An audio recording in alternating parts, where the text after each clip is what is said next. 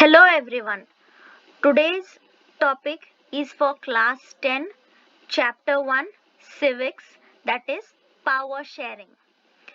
Peace in the world can be established by power sharing. Power sharing in a country is essential or not?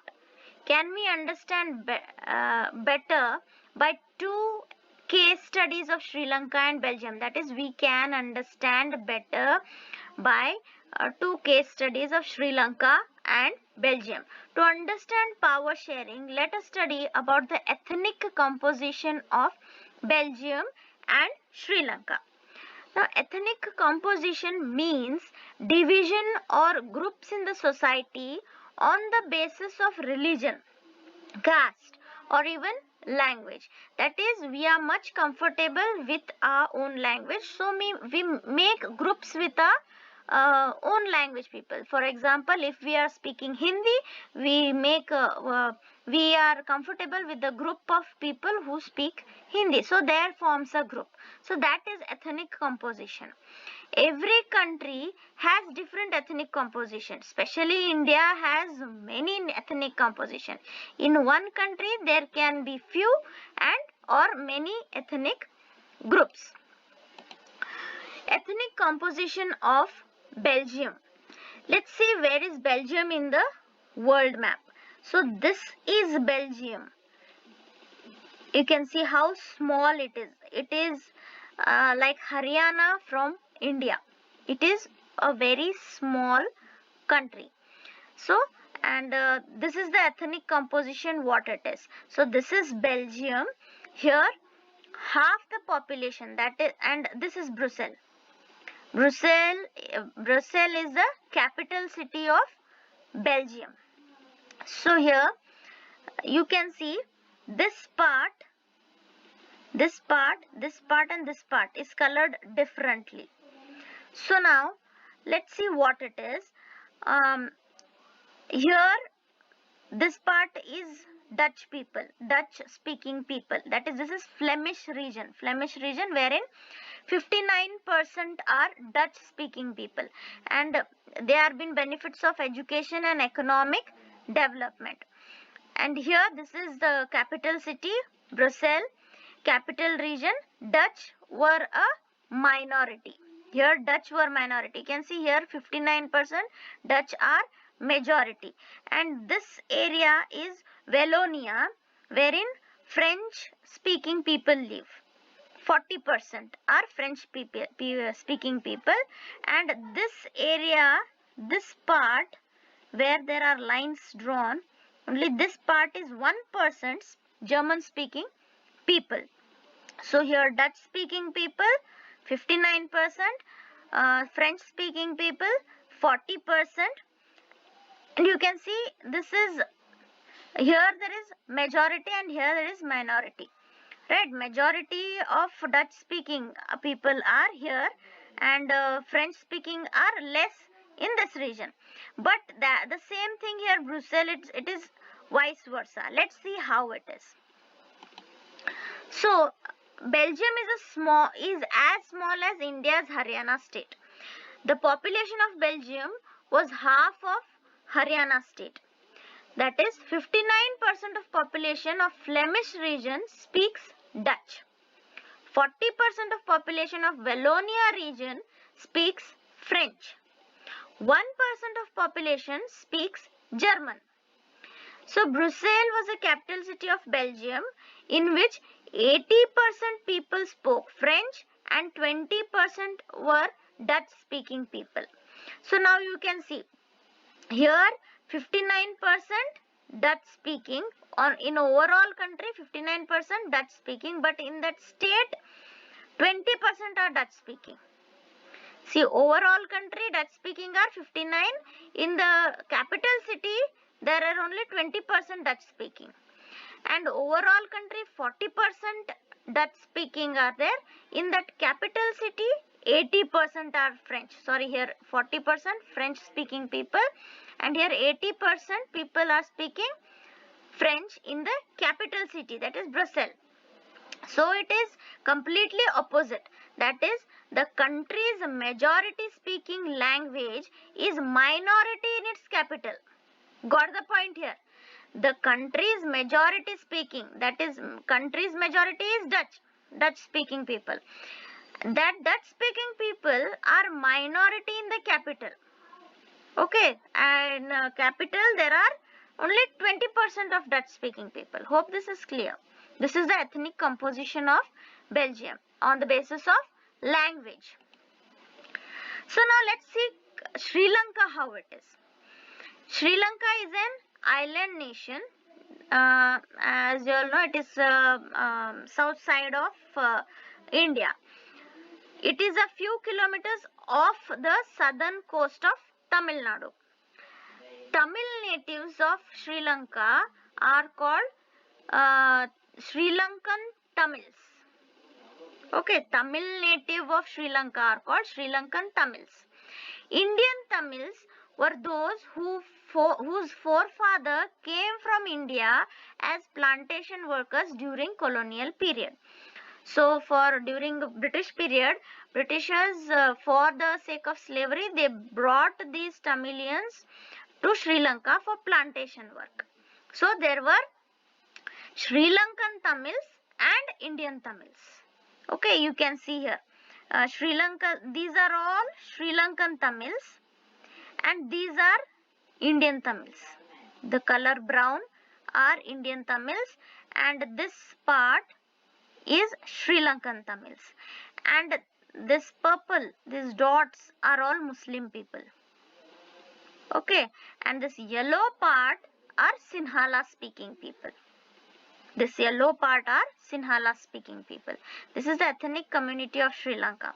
That is, Sinhalas are more, Indian Tamils and Sri Lankan Tamils are less, and Muslims are very few.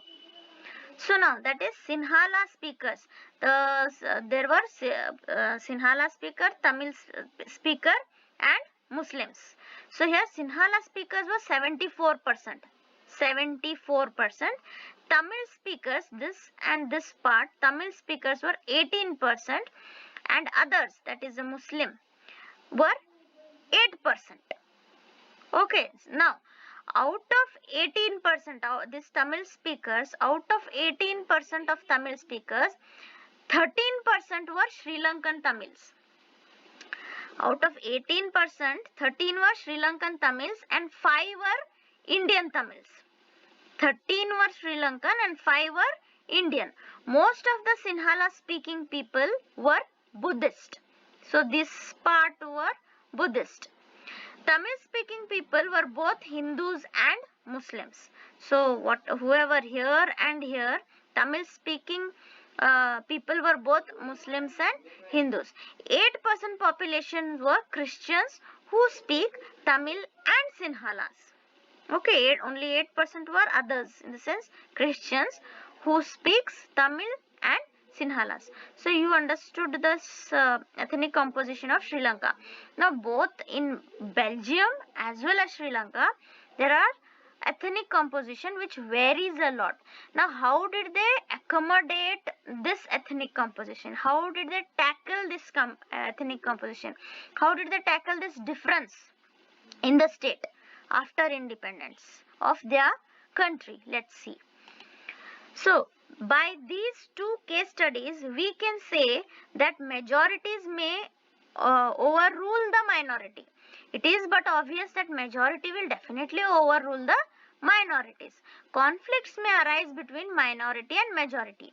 We can also say that peace can be installed by power sharing. So both the things can happen. Either majority can overrule the minority, or peace also can be installed if possible. Let's see what happens in Belgium and Sri Lanka. Majoritarianism in Sri Lanka.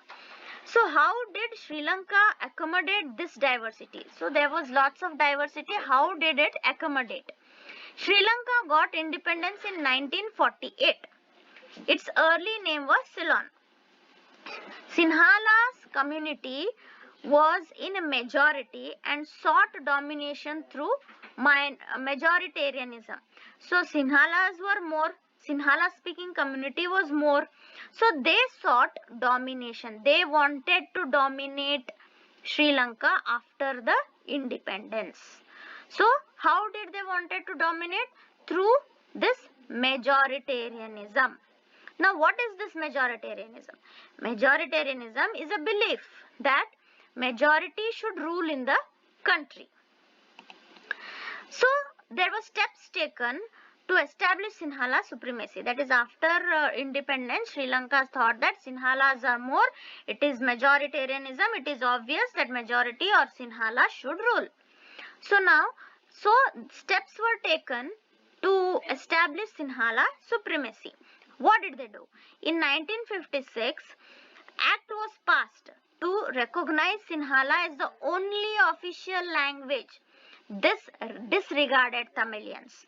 So they left out Tamilians, Muslims, Christians, Indian Tamilians, Sri Lankan Tamilians. They just left out, and they said that Sinhala is the only official language.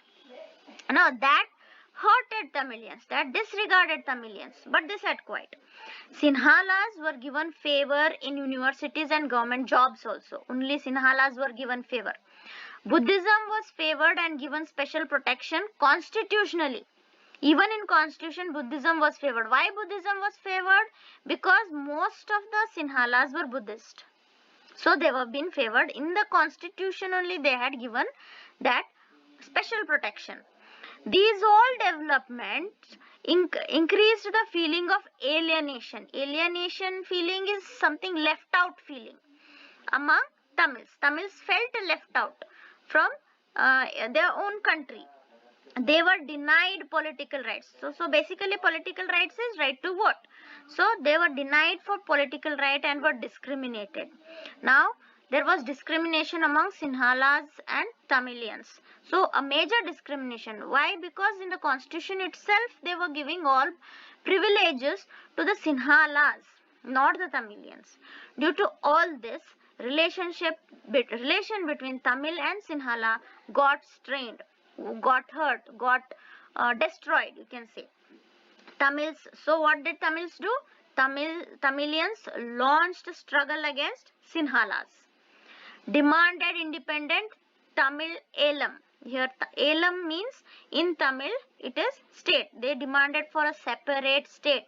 If you are not giving us any privileges, any rights, and you are discriminating us, then give us a separate state.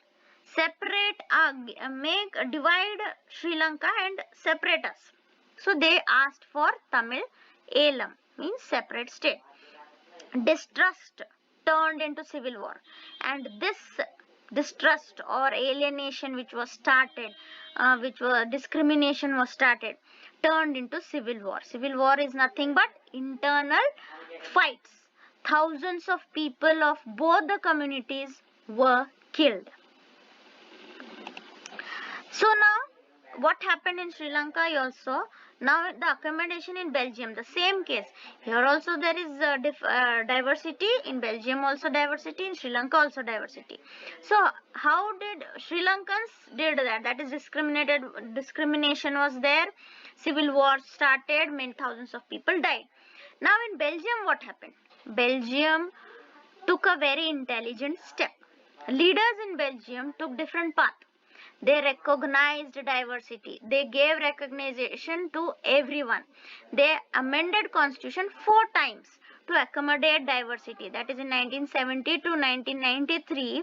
They amended constitution for 4 times so that everyone will get rights.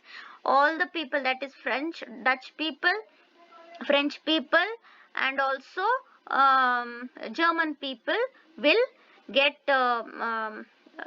privileges.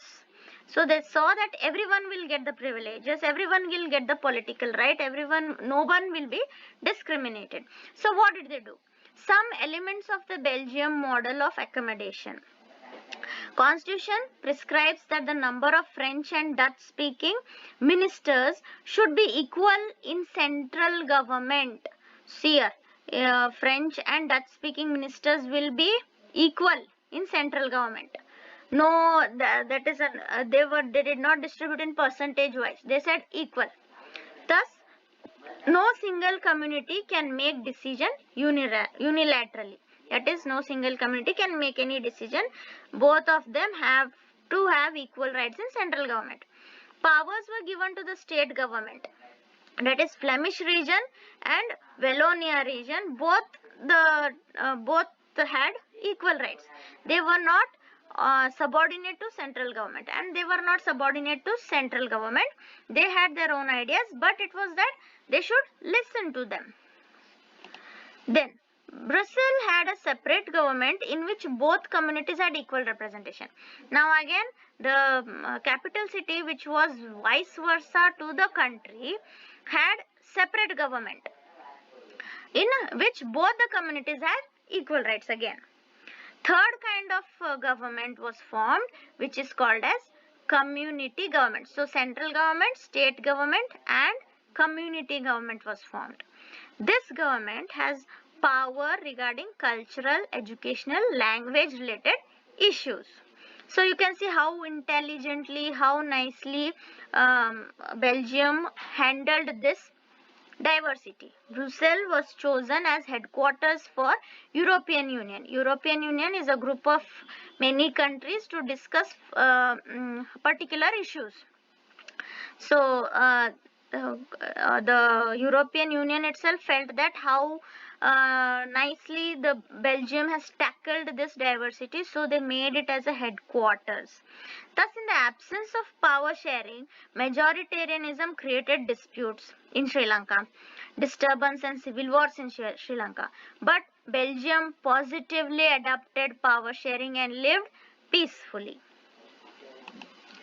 So hope so you all understood this part.